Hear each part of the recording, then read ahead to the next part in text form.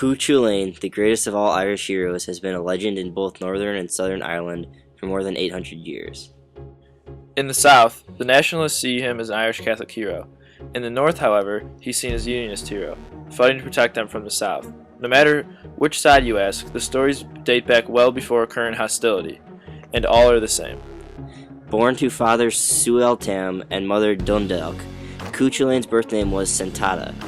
One day after playing a game of hurley single-handedly against an entire team, Sentata was invited to a feast held by King Conchobar as the guest of blacksmith CuChulainn. First, CuChulainn had a game of hurley to play, which is like Irish field hockey. Running late because of the hurley game, the feast began before Sentata arrived. The guard hound was released. When he arrived, he was attacked by the dog, so he threw his hurley ball down the throat of the hound and continued to smash its head in on a rock. When the king and Cullen arrived, they grew furious with Sentata. To apologize, he promised to become the new Hound of Cullen, making his name CuChulainn, which directly translates to the Hound of Cullen. Short but extremely strong, CuChulainn was the most intimidating warrior ever to fight in Ireland. He is most easily compared to Hercules of Greek mythology, an unbelievable warrior with both great strength and war intelligence, as described by Eleanor Hull, an 1898 author. 3 colors of hair had he.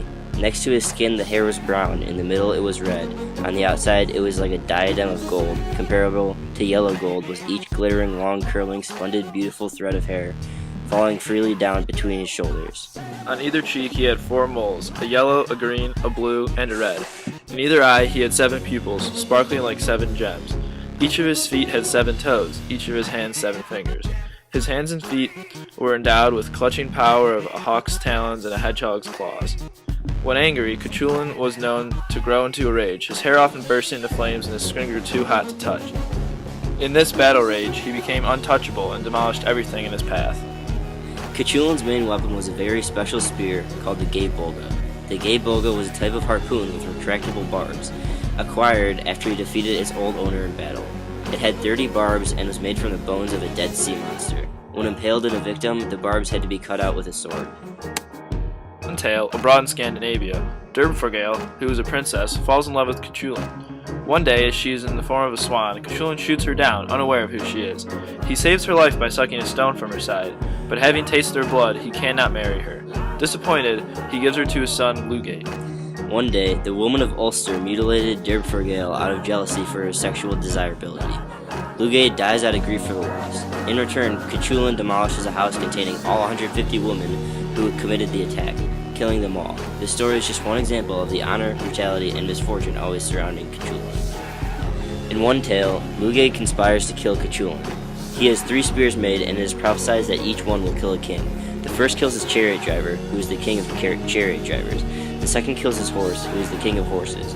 The last spear mortally wounds CuChulainn. In agony, he ties himself to a rock in order to die on his feet. Due to his fearlessness, even near death, it is only when a raven lands on his shoulder that his enemies believe he is dead. Lugate approaches and cuts off his head, but as he does so, the hero light burns around CuChulainn and his sword falls from his hand and cuts Lugate's hand off. The light disappears only after his right hand, his sword arm, is cut from his body. While his religion is disputed, CuChulainn brings Ireland together. The North and the South both claiming him as their own, he unites all of Ireland with common mythology.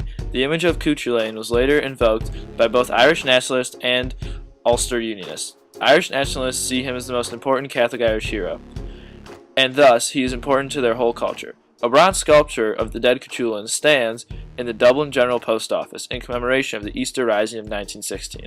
While his stories may not be factually true, their impact has helped to solidify Ireland's cultural identity.